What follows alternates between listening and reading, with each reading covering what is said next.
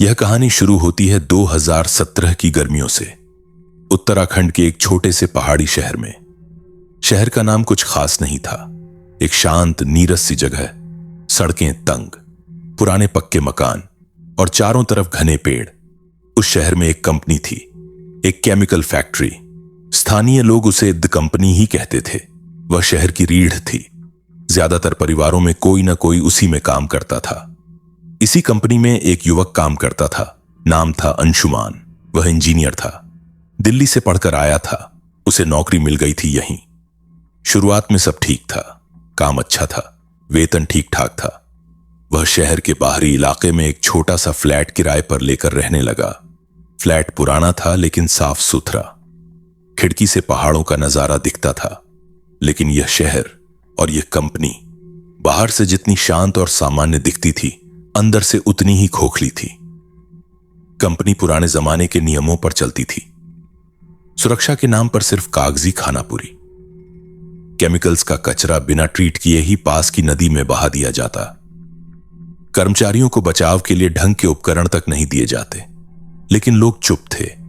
नौकरी चाहिए थी, पेट चलाना था। अंशुमान नए आया था। उसने कुछ बातें नोटिस की।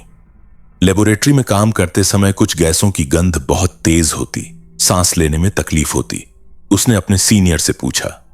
सीनियर ने हंसकर टाल दिया, आदत पड़ जाएगी बेटा, यहां सब ऐसे ही काम करते हैं। धीरे धीरे अंशुमान ने देखा कि कंपनी में काम करने वाले कई पुराने कर्मचारी बीमार रहने लगे थे। खांसी, सांस की तकलीफ, चक्कर आना, लेकिन कोई कुछ नहीं बोलता था। डॉक्टर बताते कि प्रदूषण की वजह से है, लेकिन कंपनी का दबाव था। रिपोर्ट दब जाती, शिकायत करने वाले की नौकरी जाने का डर। लेकिन यह सब तो दुनिया का शरीर का डर था। असली डर तो तब शुरू हुआ जब अंशुमान ने अपने फ्लैट में अजीब बातें महसूस करनी शुरू की। पहली चीज थी गंध। उसके फ्लैट में अचानक एक अजीब सी गंध आने लगी। वह गंध ठीक वैसी ही थी जैसी कंपनी की लैब में रहती थी, तीखी, केमिकल जैसी। वह सोचता कि शायरी कपड़ों से आ रही है, लेकिन कपड़े धुल जाने के बाद भी वह गंध रहती। कभी कभी रात को जब वह सोने जाता तो उसे लगता जैसे कोई उसके कान के पास सांस ले रहा है, गर्म सांस, और उस सांस में वही गंध। फिर आवाजें आनी शुरू हुई, हल्की हल्की, जैसे कोई दरवाजे के बाहर खड़ा होकर खांस रहा हो।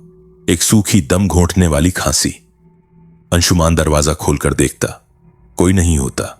वह सोचता शायद पड़ोसी हैं, लेकिन पड़ोस में तो एक बुजुर्ग दंपति रहते थे जो बहुत शांत रहते। एक दिन अंशुमान ऑफिस से लौटा, बहुत थका हुआ था। उस दिन लैब में एक एक्सपेरिमेंट गड़बड़ हो गया था। एक खतरनाक गैस का रिसाव हुआ था। जल्दी से कंट्रोल कर लिया गया, लेकिन अंशुमान ने कुछ सेकंड के लिए उसकी गंध ले ली थी। सिर भारी था। वह फ्लैट में आकर सीधा बिस्तर पर गिर पड़ा। नींद आ गई। आधी रात को उसकी आंख खुली। उसे लगा कोई उसके कमरे में है। वह चौंक कर बैठ गया। कमरे में अंधेरा था, लेकिन खिड़की से आती चांदनी की एक धुंधली रोशनी थी। उस रोशनी में उसने देखा उसके बिस्तर के पैर की ओर एक आकृति बैठी हुई थी। वह आकृति इंसानी थी, लेकिन उसका आकार ठीक नहीं था, जैसे कोई पिघला हुआ हो। वह आकृति हिल रही थी, धीरे धीरे, और उससे वही तीखी जहरीली गंध आ रही थी। अंशुमान की सांस रुक गई। वह हिल नहीं सका, बोल नहीं सका। वह आकृति उठी और धीरे धीरे उसकी तरफ बढ़ी। अंशुमान ने आंखें बंद कर लीं। जब वह आंखें खोलकर देखा तो कमरे में कोई नहीं था, सिर्फ वह गंध अभी भी हवा में तैर रही थी। उसकी नींद उड़ गई। वह रात भर जागता रहा। उसने सोचा यह सब थकान का असर है, नींद में भ्रम हुआ है। लेकिन वह भ्रम नहीं था, वह एक शुरुआत थी। एक ऐसी शुरुआत जो अंशुमान को उस सच्चाई की ओर ले जा रही थी जिसे कंपनी ने सालों से दफन कर रखा था। एक ऐसा सच जो सिर्फ जहर नहीं था, वह कुछ ज्यादा ही जिंदा था। उस रात के बाद अंशुमान की हालत बदलने लगी। वह हमेशा थका थका रहने लगा। उसे छोटी छोटी बातों पर गुस्सा आने लगा। ध्यान केंद्रित नहीं कर पाता। ऑफिस में उससे गलतियां होने लगीं। वह सीनियर की डांट सुनता रहता। लेकिन उससे बड़ी बात यह थी कि वह अकेलेपन से डरने लगा था। उसका अपना फ्लैट भी उसे एक अजीब सी जेल जैसा लगने लगा। गंध अब हमेशा रहने लगी। चाहे खिड़की खोलो, पंखा चलाओ, वह गंध हवा में घुली रहती।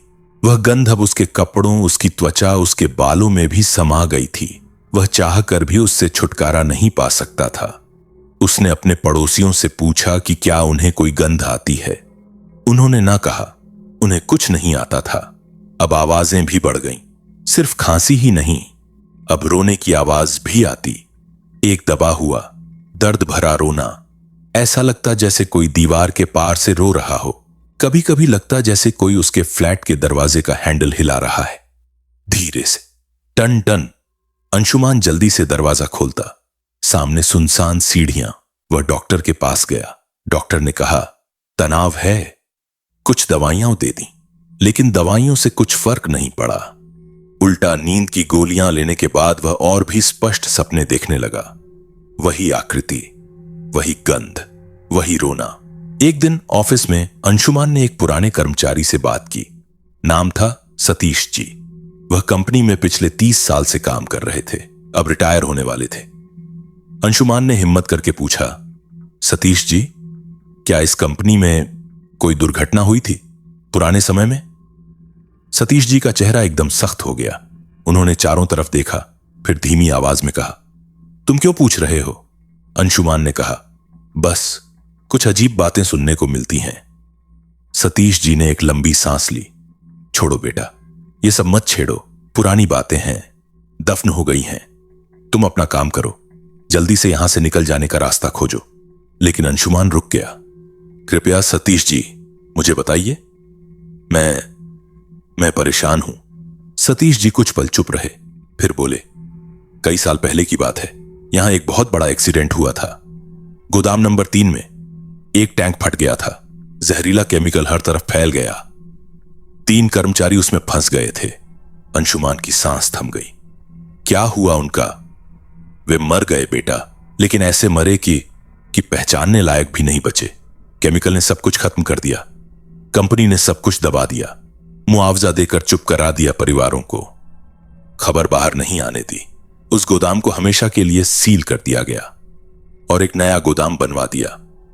लेकिन लोग कहते हैं वे तीनों अभी भी यहीं हैं, उस जहर में फंसे हुए। और वह जहर, वह सिर्फ दीवारों तक ही सीमित नहीं है, वह हवा में है, पानी में है, और उन लोगों के अंदर भी है जो यहां काम करते हैं। सतीश जी ने अंशुमान की आंखों में देखा। तुम्हें कोई चीज दिखती है? कोई गंध आती है? अंशुमान ने धीरे से सिर हिला दिया। सतीश जी की आंखों में एक गहरा दुख उतर आया। तो फिर तुम भी अब उनमें से एक हो। वे तुम्हें चुन चुके हैं।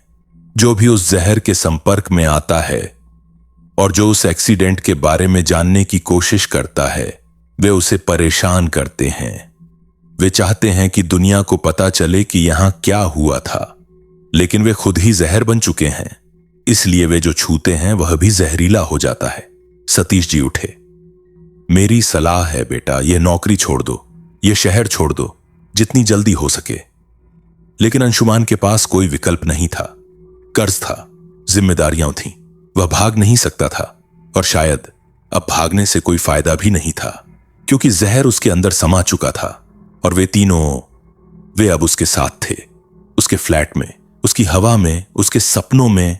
उस रात अंशुमान ने फिर से वह आकृति देखी, लेकिन इस बार वह अकेली नहीं थी। उसके साथ 2 और आकृतियां थीं। तीनों उसके कमरे के कोने में खड़ी थीं। उनके शरीर से एक प्रकार का धुआं निकल रहा था, एक काला घना धुआं, और वह धुआं धीरे धीरे पूरे कमरे में फैल रहा था। अंशुमान ने सांस लेने की कोशिश की। उसका गला घुटने लगा। वह चिल्लाना चाहता था, लेकिन आवाज नहीं निकली। वह बेहोश हो गया। सुबह जब उसकी आंख खुली तो कमरे में सब कुछ सामान्य था, लेकिन उसकी छाती में एक जलन थी, गले में खराश थी, और उसके हाथों पर छोटे छोटे काले दाग थे, जैसे किसी ने कोयले से छू दिया हो। अंशुमान समझ गया, यह कोई साधारण भूत प्रेत की बात नहीं थी, यह कुछ ज्यादा ही वास्तविक था। यह जहर था, और वह जहर सिर्फ शरीर को नहीं, आत्मा को भी खा रहा था। वे तीनों आत्माएं जो उस दुर्घटना में मरी थीं, वे भी उसी जहर से बनी थीं, और अब वे उस जहर को और फैला रही थीं, हर उस इंसान में जो इस जगह के करीब आता। सवाल यह नहीं था कि वे क्यों आ रही थीं, सवाल यह था कि क्या अंशुमान उनसे पहले ही जहर बन जाएगा, या फिर वह उनकी आवाज बन पाएगा। लेकिन आवाज बनने का मतलब था खुद को पूरी तरह खो देना, उस जहरीले धुएं में विलीन हो जाना। अंशुमान अब पूरी तरह से अकेला पड़ गया था। उसने किसी से बात करनी बंद कर दी। ऑफिस में वह मशीन की तरह काम करता और घर आकर सीधा अपने कमरे में बंद हो जाता।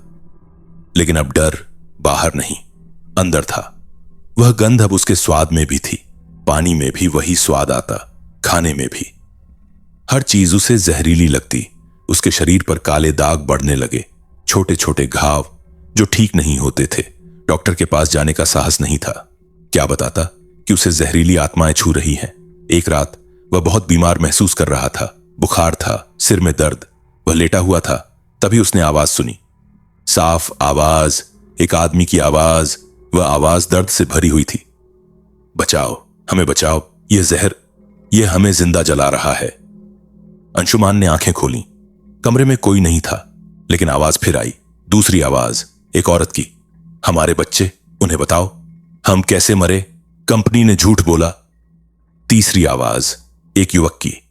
यहां से भाग जाओ, जब तक बाहर निकल सकते हो निकल जाओ, यह जगह यह सबको खा जाएगी। आवाजें उसके सिर के अंदर घूम रही थीं, एक के बाद एक। वे रो रही थीं, चिल्ला रही थीं, दर्द बता रही थीं। अंशुमान ने कान बंद कर लिए, लेकिन आवाजें बंद नहीं हुई। वे और तेज हो गईं। उसने चीखना शुरू कर दिया, चले जाओ, मुझे छोड़ दो। तभी एकदम से सन्नाटा हो गया। आवाजें बंद हो गईं। अंशुमान ने आंखें खोली। वह तीनों आकृतियां उसके सामने खड़ी थीं। अब वे स्पष्ट थीं, बहुत ज्यादा नहीं, लेकिन इतनी कि उनके चेहरे पर का दर्द देखा जा सकता था। उनकी आंखें फूली हुई थीं, त्वचा पिघली हुई सी लग रही थी। वे कपड़े पहने हुए थे, लेकिन कपड़े भी केमिकल से जले हुए थे। वे बोले नहीं, बस देखते रहे। उनकी नजर में दर्द था, गुस्सा था और एक अजीब सी भूख थी। वे भूखे थे सच्चाई के लिए, न्याय के लिए। वे चाहते थे कि दुनिया जाने कि यहां क्या हुआ, लेकिन उनकी इस भूख ने उन्हें खुद ही एक जहर बना दिया था। वे अब न्याय नहीं बांट सकते थे, वे सिर्फ दर्द बांट सकते थे। वही दर्द जो उन्होंने झेला। अंशुमान ने उनकी ओर देखा और एक पल के लिए डर के बजाय उसे दया आ गई। ये लोग मारे गए थे, उनकी मौत को दबा दिया गया था, उनके परिवारों को चुप करा दिया गया था, और अब वे इसी जहर में फंसे हुए थे हमेशा के लिए। वह बोला, मैं क्या कर सकता हूं? एक आकृति ने हाथ बढ़ाया। उसका हाथ काले धुएं जैसे पदार्थ से बना था। उसने अंशुमान की ओर इशारा किया, फिर दीवार की ओर।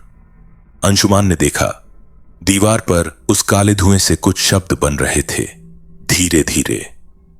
दस्तावेज, गोदाम 3, तहखाना।